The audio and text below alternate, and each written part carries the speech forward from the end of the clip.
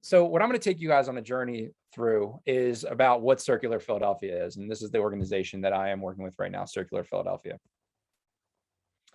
So I want you to imagine a Philadelphia where instead of throwing things away, as Ron is talking about, we locally recycle those materials into fresh new materials to power a thriving regional economy, where secondhand doesn't mean second rate, but we develop subscription reuse systems for unwanted goods to power an equitable, thriving retail economy that everyone can afford. Or instead of making the consumer responsible for the single-use goods and packaging and how to dispose of them, we pass smart legislation that reduces the amount of waste in our everyday lives. And where instead of accepting an unsustainable economy, we develop a resilient economy that runs on circular systems to eliminate waste in our consumption and creates more human potential. That is the power and the promise of the circular economy. And that's really what I'm here to talk to tonight. And again, this is not just some aspirational thing. This is something that's happening right here in our city, which I'll take us through. And again, it's the solution that we need if we are to stop using incinerators, stop using landfills, stop wasting, and really design this into the fabric of how society works. So what is it? What is the circular economy? So again, what we like to refer to the 20th century economy to, the industrialization, which brought us a lot of great things. I mean, not many people can deny it's great to have heating, air conditioning, indoor plumbing, hot showers. Like these are good things, right? But with that, there was a lot of costs and trade-offs. And what we call that is the linear make, take, and trash system. And I just wrote something on the Circular Philadelphia blog about a paper that I just had the privilege of writing with actually the former acting commissioner or the director of the Commerce Department, Sylvie Gallier-Howard. We wrote a paper on the just transition, which is how you can justly transition workers' jobs from this kind of polluting economies into more sustainable economies, how to make sure everyone's taken care of. So when coal jobs or automobile jobs kind of shift, how do people shift with that?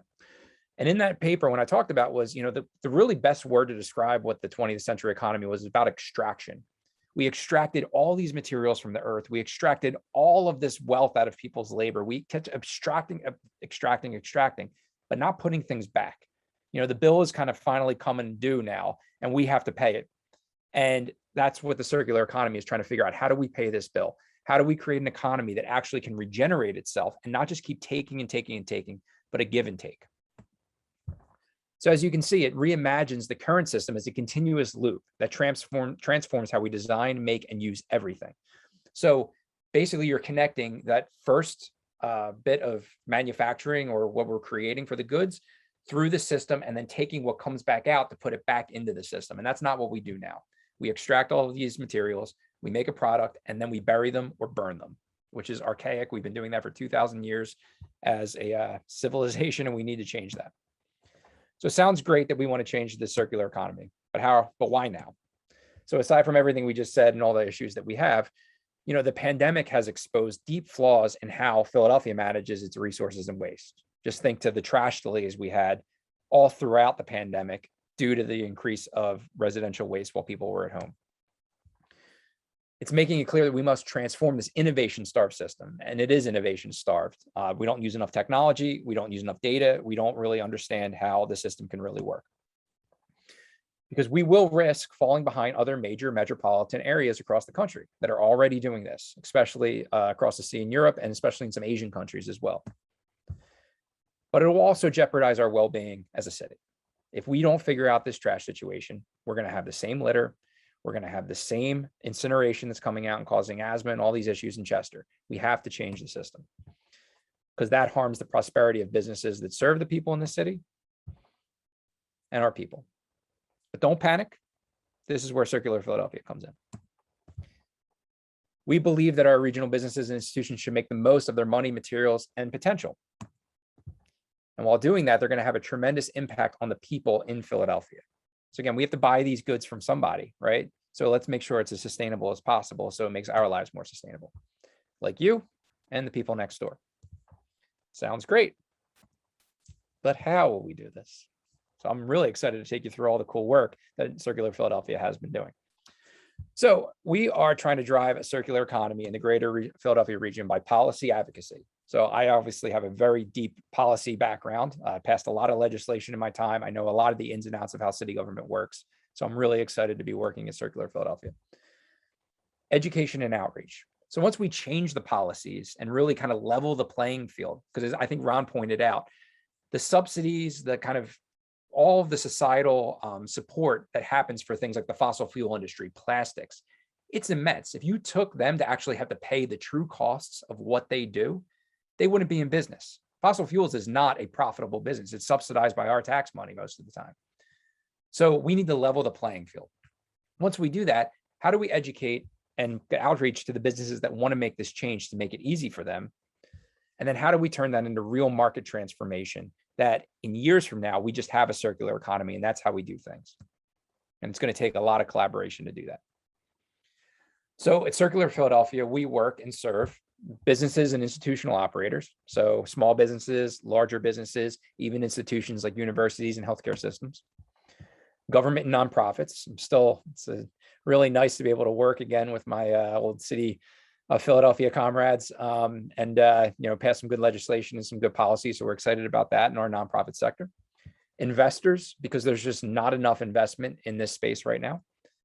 And then consumers. So once we've set all of that up, how do we make sure consumers can access this? It's equitable, it's fair, and it actually works for their wallets.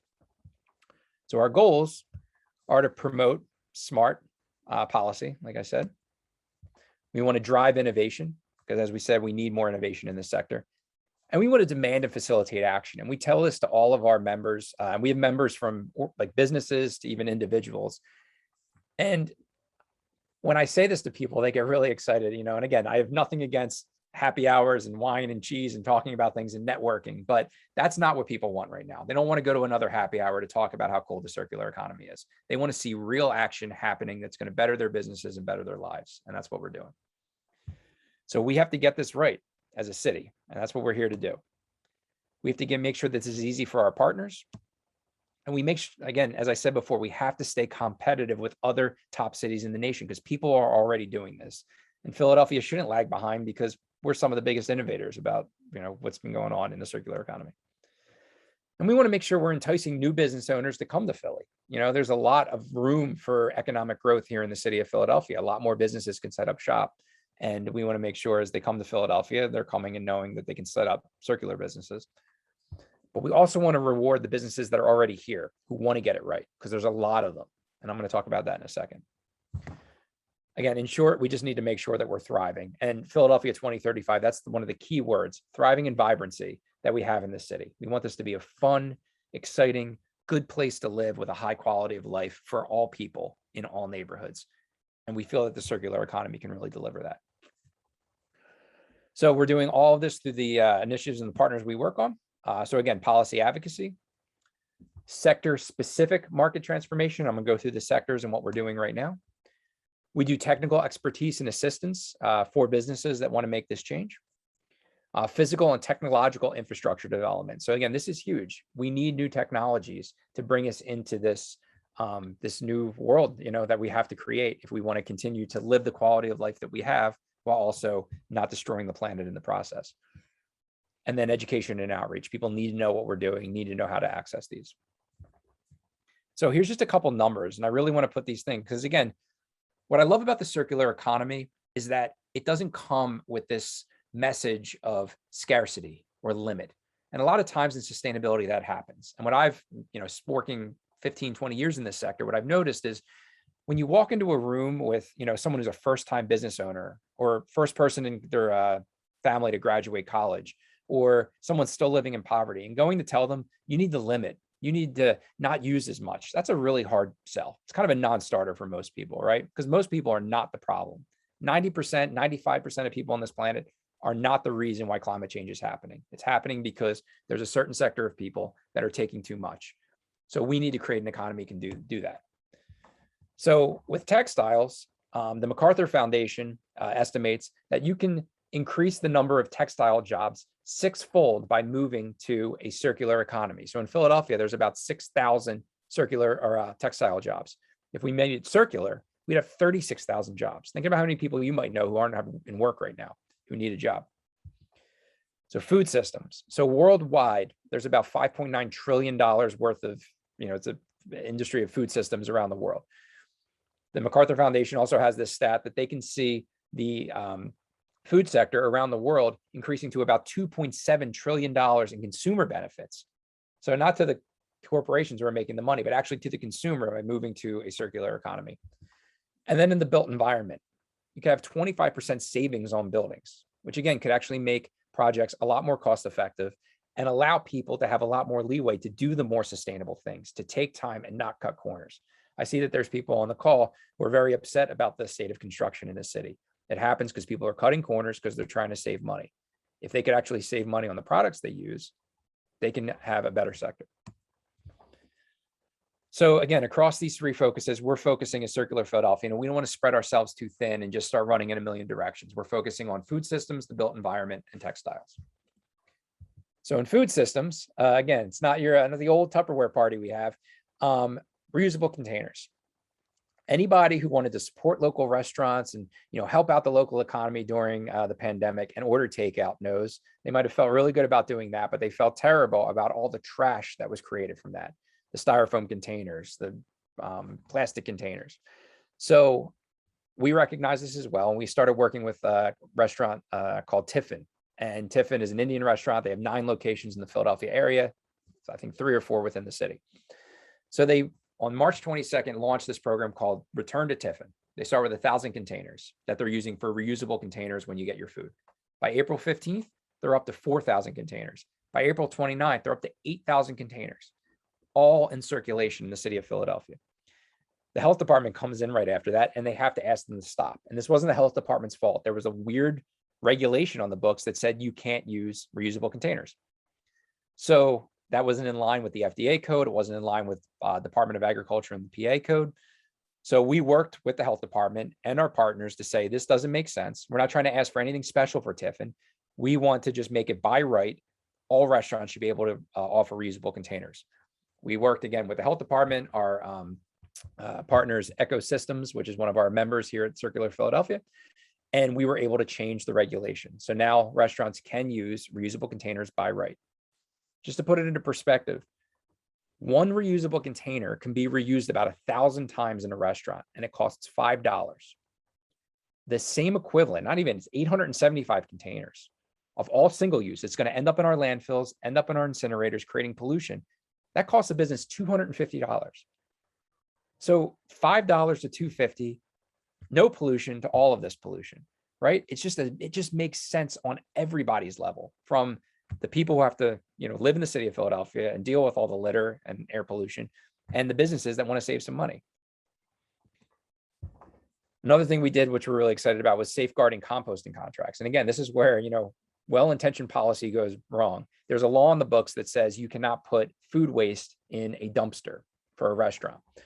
So you have to get a composting contract or use a garbage disposal. We heard from one of our members, Bennett Compost, that they were having people pass their health inspection by getting a contract with Bennett Compost. And as soon as it was passed, they called Bennett Compost and say, oh, we don't need that health. We don't need that anymore.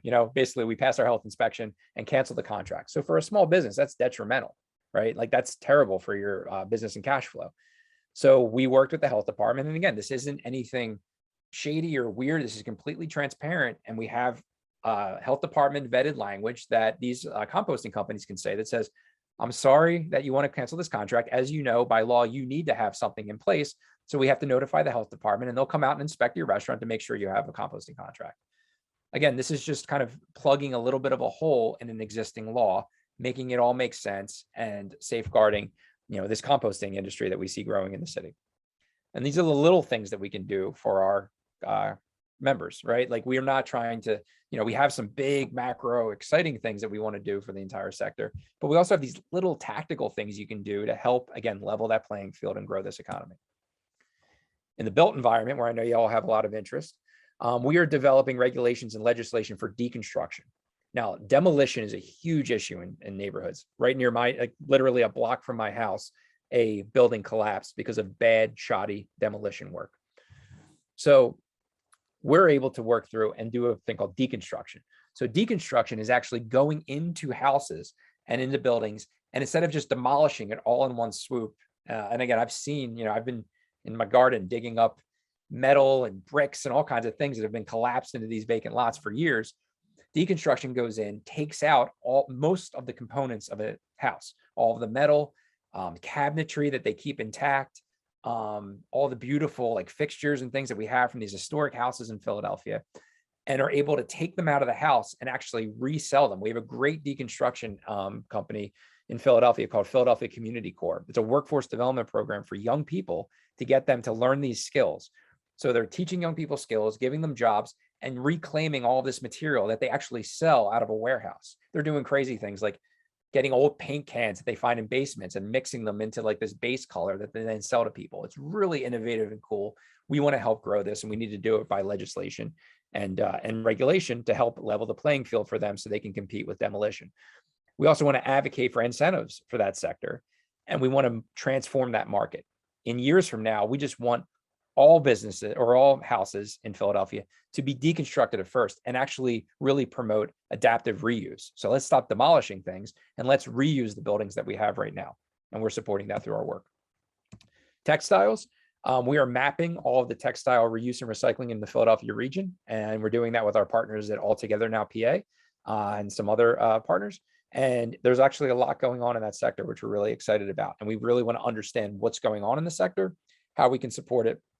And because textiles is huge. I mean, you got companies like H&M, they have billions of dollars worth of clothes just sitting in warehouses. There's actually warehouses that are used in Philadelphia just to store overstock clothes because they can't sell them. It's crazy. We need to do something with these clothes. So we've done all of that in just 4 months. We've been around for 4 months and we've been doing all this great policy work moving Philadelphia forward. So what's next and what are we doing? So one thing we're doing is we are mapping all of our circular partners. We're working with this really cool tech company called Urality. It basically is allowing us to kind of put all of our members on a map. It's almost like a much more curated and equitable Yelp. You know, instead of leaving Yelp to the algorithm of everyone complaining about when they didn't get good service, we're trying to put all of our members on a map so you can see these are the circular businesses that I can support in Philadelphia. We're also doing a lot of fun stuff. And again, we didn't want to come to this and say, we're these geniuses who've come up with the circular economy. No one's ever thought of this before. Many people have, from the repair shops in your neighborhood to the cafe that lets you refill your mug to someone that's using like, you know, not using single-use materials, but they're using actual like plates in their to-go restaurants or whatever. We want to map that. So we're doing this thing called the circular scavenger hunt. We're putting it out to people that we want them to go out, find these opportunities and who's doing circularity already in Philadelphia so we can engage with them and bring them into our network so we can help support their business. Another cool thing we have going on right now is we're working with Olin, which is an architecture and landscape firm. They did a EPA grant for a phase 1 study on how to turn glass into a soil amendment that can actually be used in tree pits for like things like the water department or in greenhouses. Glass is a really sad material. When you think of recycling, everyone thinks glass. That's the most recyclable material. But the way glass is collected in our stream, in single stream, and in our trucks, it's barely ever recycled and turned into new bottles. I hate to be the bearer of bad news. It's mostly used for like landfill covering and the lowest grade use. So we want to figure out circular ways that we can work with partners on the ground, like Remark Glass, which is this awesome glass company down in they work out of the Bach building at 9th and Mifflin in South Philly. They're working on more collections of glass that they use to kind of blow into new glass. Like they'll take a bottle and turn it into a bowl and a cup and sell it. But all the excess glass, they want to actually crush it and then use it for the soil amendment. So we're working with this whole project on how to commercialize that. And then we're also connecting the sharing and circular economy. Another thing I love about the circular economy is it's not just about recycling and compost. It's about, you know, how do we just reduce waste by being smarter? And a lot of times that's subscription services, skill sharing, like I said, repair, right? Not always having to buy something new, not always having to have to own something. Like that's a new, and like I said, my generation, even the generation beneath me right now, is this whole idea of ownership is really changing. People, you know, rent the runway, right? Why buy a dress when you can rent it and then send it back, right? There's all these new things that are happening. Car share, right? There's all these different changes. So we're trying to really connect with the sharing economy. So we connected with this group called Shareable, which is national, and this group called Ying, that's here in Philadelphia.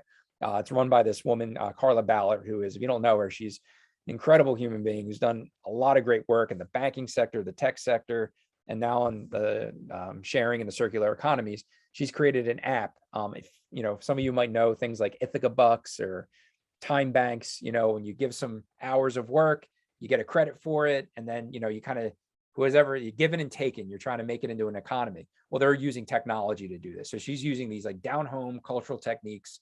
Again, it's a person of color led. Carla has indigenous background as well, and kind of using this cultural understanding to really kind of expand the sharing economy in Philly, but use technology to do it. So we've partnered with them on their app called Ying.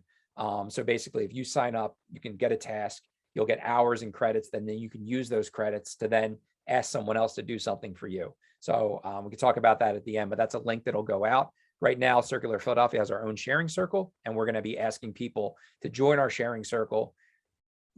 Mostly the circular scavenger hunt. That's what's posted right now. You go out and do the circular scavenger hunt, you'll get some credit hours, and then you'll be able to spend those credit hours to ask someone else to do something for you in the sharing economy. We're also trying to do something on repair. So connecting people who need something repaired with people who can repair and sharing those skills. So again, people don't have to buy new things. And we're also building textile recycling infrastructure here in Philly. So we're working with Retriever, Fab Scrap. These are all, and the big favorite, these are New York companies actually have come down to Philadelphia, but they've tapped into our network and are trying to create more textile recycling, create more jobs, and create a stronger and more circular textile industry. And the last thing I'll say is activating vacant land for circular materials management. The future of waste management is not throwing everything in this big blue bin that goes into this big truck that drives all the way out to this one facility that either tries to recycle it or incinerates it. We believe that we can have these smaller players, everything I mentioned, Remark Glass, even like Rabbit Recycling, which is a great partner, the Philly Community Corps, to manage these materials within our city. But if you want to do that, you have to transfer it. You have to move it from point A to point B. And we believe we can use our vacant lots throughout the city to kind of spruce them up, activate them, which will stop illegal dumping if there's something going on these vacant lots, and create a better circular structure within the city. So we are working with our partners to figure out where we can do that with vacant lots.